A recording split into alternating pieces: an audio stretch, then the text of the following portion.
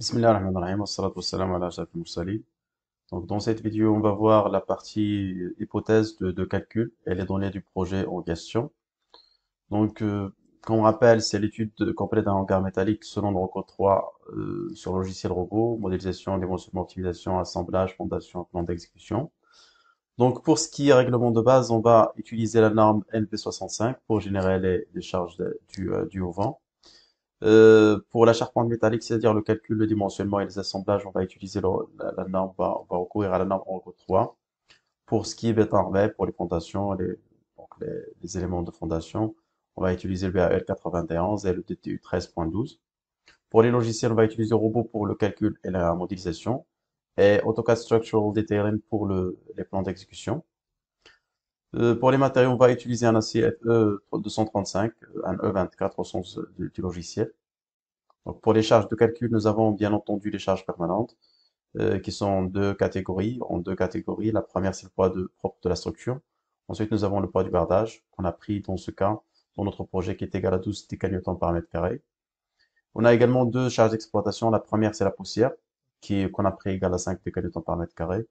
L'entretien, on a pris 10 décanewtons par mètre carré. Donc ça, c'est des charges qui sont vraiment très variables, qui dépendent du contexte de votre projet, des matériaux utilisés et tout. Donc c'est des hypothèses qu'il faut vérifier par rapport au cahier de charge donc, de votre projet. Pour ce qui est charge du vent, euh, on utilise la norme marocaine. Donc la norme marocaine subdivise le pays en trois zones. Donc on est en zone 2 avec un Q10, c'est-à-dire la charge à la pression de base à 10 mètres qui est prise égale à 68 décanewtons par mètre carré. Nous avons un site normal sans masque avec un terrain horizontal. Donc tous ces données-là vont nous permettre de calculer exactement la valeur de la charge dynamique du vent à appliquer sur le projet. Donc pour ce qui est géométrie rapidement, nous avons donc un hangar simple à deux versants.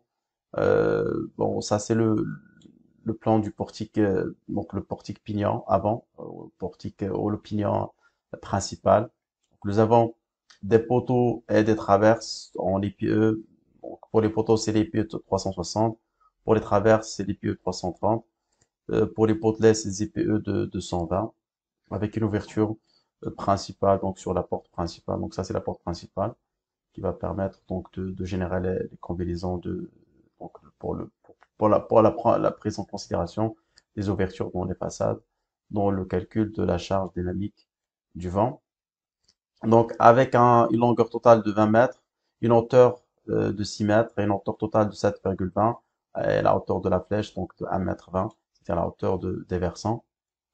Donc ça c'est le pignon arrière, donc c'est le même que le pignon avant, mais cette fois-ci sans ouverture.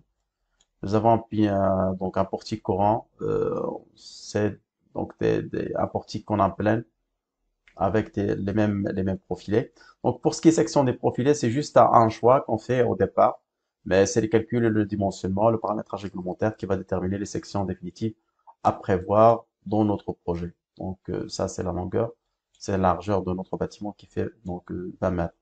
Pour la longueur du bâtiment, nous avons quatre portiques de 6 mètres chacun, soit une longueur totale de 24 mètres. La hauteur donc du long pont, c'est 24 mètres, donc avec une hauteur de 6 mètres, avec du poteau qu'on a pris égal à 360.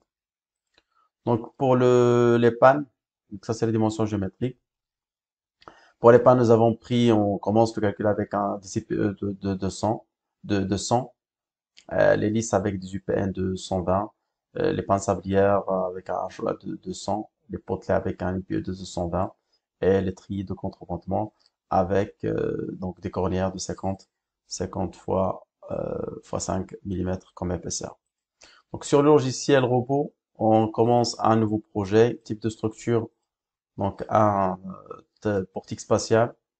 Ensuite, la première chose à faire, c'est on enregistre le projet. Donc, enregistrer le projet, donc, on le nomme avec une modélisation 00. Ensuite, on va éliminer la grille de notre projet. On n'utilise pas la grille, on va utiliser les lignes de conception. Mais avant de faire ça, on va aller dans les outils, dans les paramétrages euh, des normes et des conditions de calcul. Donc pour les unités, pour les dimensions, on laisse en mètres. Pour les forces, on va utiliser des forces en décanewtons. Les moments aussi, on va utiliser en décanewtons mètres. Bon, pour les déplacements, on met en millimètres. Comme ça, on augmente un peu la précision. Pour les matériaux, donc c'est un ACE E24. Donc si on consulte, on va voir la contrainte caractéristique qui est de 235. Ensuite, pour les normes de conception, on a dit que la structure va être calculée en utilisant le recode 3. La même chose pour les assemblages, donc c'est le recode 3. Pour le béton armé, on va utiliser le BAL. Pour la géotechnique, on va faire les calculs de fondation en utilisant le DTE 13.12.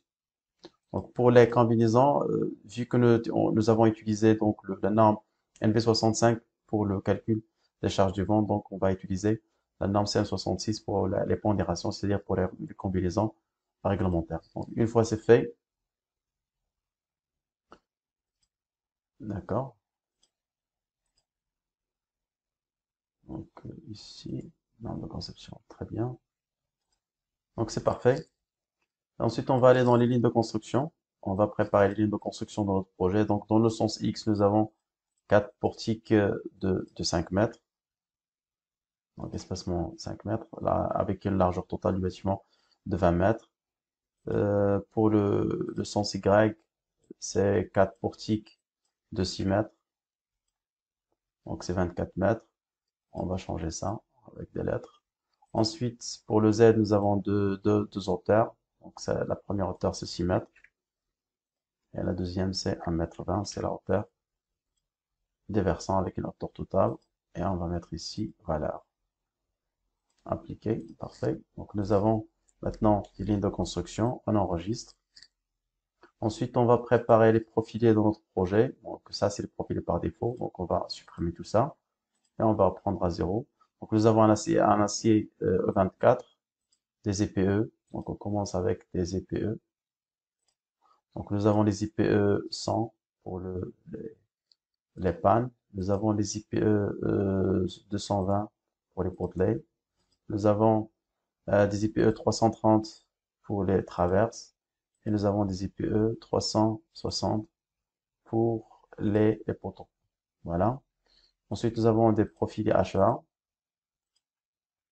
HEA 100 pour les sablières. Ensuite, nous avons des granières, donc des CAE.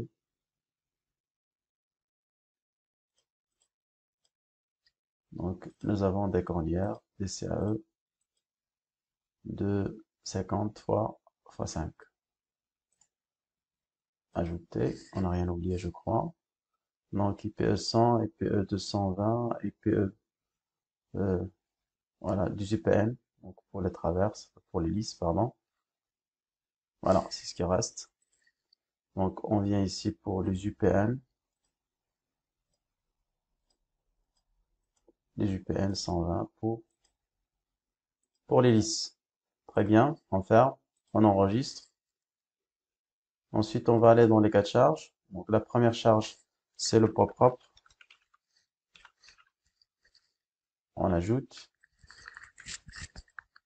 Ensuite, nous avons la deuxième charge permanente, c'est le bardage.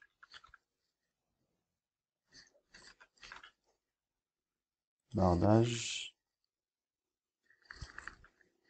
On ajoute. Et nous avons deux charges d'exploitation. La première, c'est la poussière.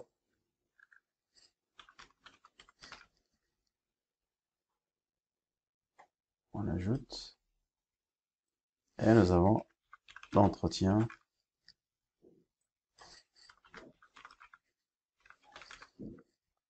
Entretien. Très bien. Donc, nous avons préparé notre support, on enregistre. Et dans la vidéo suivante, on va commencer la modélisation de notre projet.